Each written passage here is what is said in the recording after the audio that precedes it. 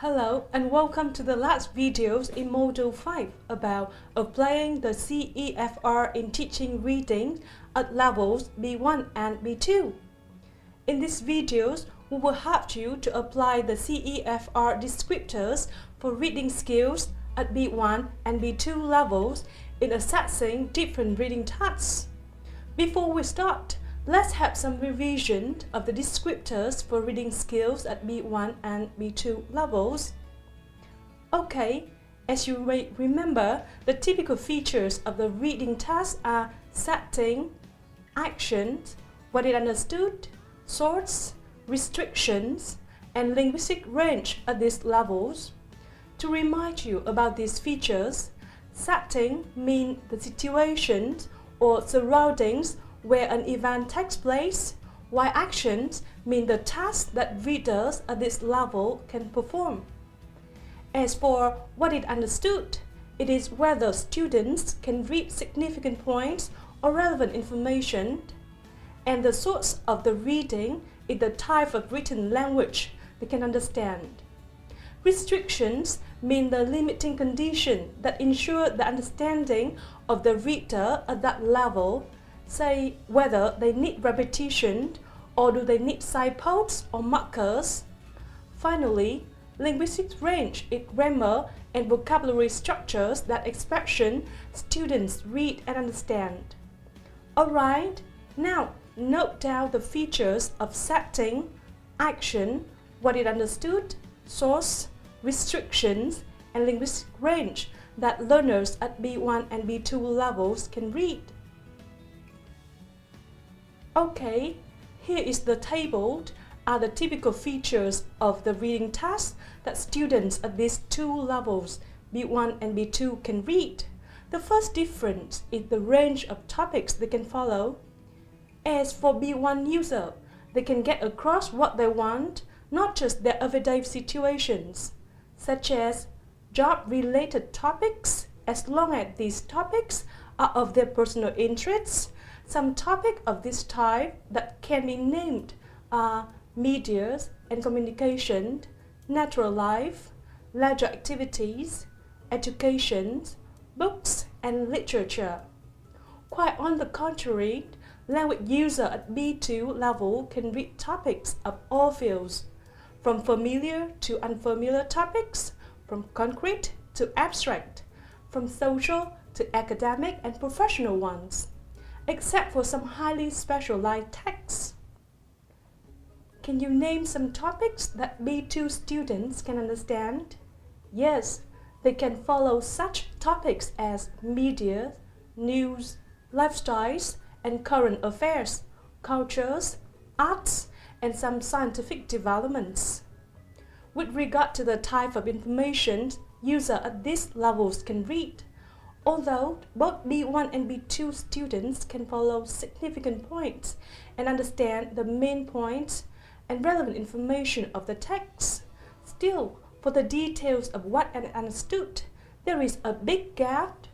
To be more exact, B1 learners can understand straightforward factual information content or short narratives with specific details such as time, date, specific actions of an event, everyday written materials like letter, brochures, short official documents, whereas on the other hand, language users at B2 can follow much of what is written, though with a little difficulties from the main ideas to essentials meaning, or even the complex lines of argument with the speaker moods and tone. For example, students at this level can understand the development of an argument when the speaker mentions different aspects of a topic, say both pros and cons of an issue. Regarding the sources, B1 students can read many types of written text, from straightforward factual text to short narratives or description of events, feelings, wishes, and detailed directions. And for their everyday written materials, letter, brochures, short official documents, As long as the information is clear and straightforward, the language is standard. B2 users, however, can follow virtually all types of reading, that is, from long and complex texts to new items, articles, and reports, and announcements and messages, to correspondences, and even some linguistically complex texts. As long as the texts are standard, the language is non-idiomatic with clear signposts or explicit markers. Alright, in terms of linguistic range, B1 students have a sufficient vocabulary to read most topics relevant to his everyday life or topics of interest such as family, hobbies and interests, work, travel, and current events. But the lack of vocabulary and grammar structures cause difficulty at times. What about B2 learners? Okay, at B2, they have a good range of vocabulary and grammar for matters connected to his field and most general topics. They can understand varied expressions when the speaker uses paraphrasing to avoid repetition, and follow the developed arguments with some complex structures. Can you name some complex structures? Yes, you're right. There are relative clauses, passive forms, mixed conditionals, past modals, or wishes and regrets. For further references of the language contents across level, you can access the webpage englishprofile.org. This site contains a wealth of information about English Profile, including 2 innovative online tools, English Vocabulary Profile Online and English Grammar Profile Online. These are researchable databases that give you free access to the research finding on what English vocabulary and grammar is suitable for teaching at HCEFR level. Alright, you see, there are huge differences between B1 and B2 levels in reading when considering setting, action, what is understood, source, restrictions, and linguistic range. Now we're going to apply the knowledge above in assessing the levels of a reading task. Okay, let's begin with the first reading task. Look closely at the first task for 30 seconds. Now look at the second and the third task of reading 1, then read the text. While reading, note down the requirements, the topics, the features of the text, such as vocabulary and grammar used. Then, basing on the information to decide the level of the reading passage. Remember, you can pause the videos to read the text and resume it when you finish reading.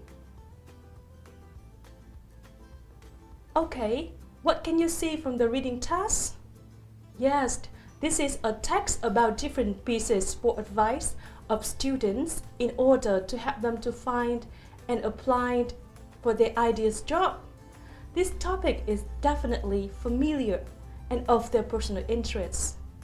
The information is straightforward and factual. The topic is daily situation. The information is quite relevant and easily understood.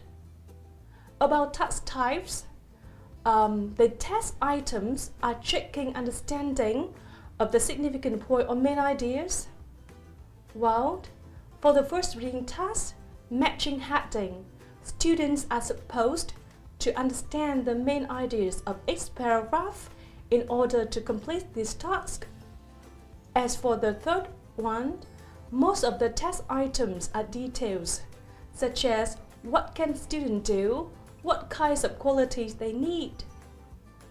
In terms of the text type, it is a rather short article with clear and standard language. The information provided is straightforward. Especially, readers have the chance to read again for significant information. As for linguistic range, a mix of simple and complex structures is employed here. To be more specific, some simple sentences are: a CV should include students' contact details and their achievements at school, or school or colleges will contact organizations on students' behalf. The verb tenses are simple, such as present simple, future simple. Modal verbs such as may, should, and can. There are various complex structures here. Can you find out? Okay, they are conditional sentences, as if students do not have any existing contacts, they may research online for contacts with the company of their choice. The complex sentences with subordinate clauses, such as students should ask for written feedback so they can have something to show to their future employers. Passive voice, like if students are invited to the company for an interview, they are always advised to dress in a smart manner to impress people. Most words are, as stated in EnglishProfile.org, at B1 level, such as interest, personal, targets, choice, recruitment, opportunity, and so on. B2 vocabulary are not quite prevalent. There are some like strength, assist, existing, and some collocations such as invest time and money. Okay, can you see that? This text is well above B1 level. That's the end of the videos. I hope that after watching these videos, you are much clearer about how to assess a reading text on B1 and B2 level. Thanks for watching and goodbye.